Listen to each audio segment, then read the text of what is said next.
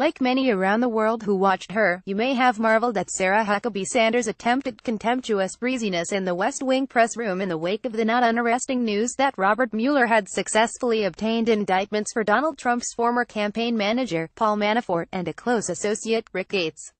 It might have gone a little better for her if Mueller HQ had stopped at that.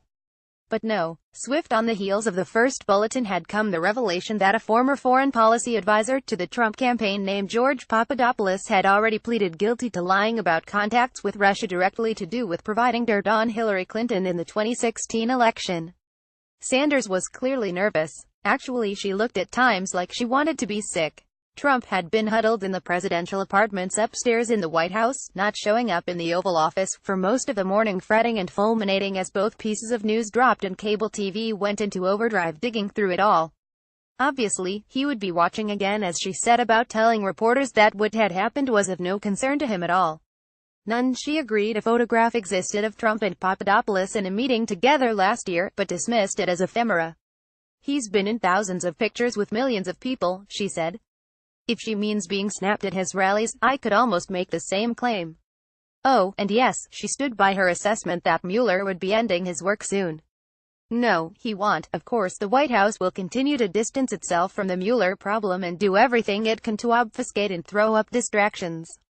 Thus, Sanders' repeated insistence that charges against Manafort and Gates, including money laundering, related to work done for a pro-Putin political party in Ukraine that predated the campaign. And watch as they continue to push the narrative that it's Hillary Clinton who should be investigated, not them. Pity Sanders, this will be a mission largely impossible. There are questions to be answered by the Clinton campaign as to money paid secretly to a firm called Fusion GPS to research past Trump activities in Russia. But there is no equivalency between that affair and the Trump collusion probe. Nor would any wrong done by Clinton right any wrongs done by Trump. As for Trump's assertions that Clinton personally profited from a 2010 deal involving the purchase by Russia of a North American uranium mining company, they are demonstrably false. There really is no minimizing. Meanwhile, the events of Monday. The first charge against Manafort and Gates, regarding conspiracy against the United States, turned on allegations of their impeding, impairing, obstructing and defeating the lawful governmental functions of a government agency, namely the Department of Justice and the Department of the Treasury, relates to actions from in or about and between 2006 and 2017. 2016 is in there somewhere. Nor is it as easy to pretend that neither man was anything but central to Trump and his campaign. His nomination convention in Cleveland was entirely engineered by Manafort, who was campaign chairman at the time. Although he was to depart the campaign soon after following press reports of his Ukraine links, Gates stuck around, including through the Trump transition. Trump-Russia investigation. Who has been charged in the Mueller probe? Then there's young Papadopoulos, who pleaded guilty to lying to investigators about a meeting with a professor in Italy in April 2016 who told him the Russians had emails to share that might be damaging to Clinton.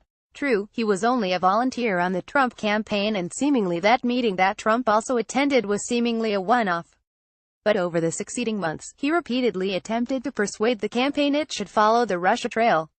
He even attempted to flog the notion of a historic meeting between Trump and Vladimir Putin. His surfacing will have obliterated any sense of relief the White House may have felt when the story was at first only about Manafort and Gates. They had been deeply afraid that the promised indictments might have targeted former National Security Advisor Michael Flynn. It is a signal from Mueller he has no intention of skirting clear of the campaign itself.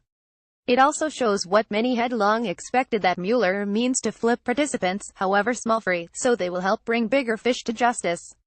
Assuming there are any, of course, however minor his role. The Papadopoulos factor is important because it tells us that the Trump campaign was aware of Russia's interest in subverting the election as early as April 2016.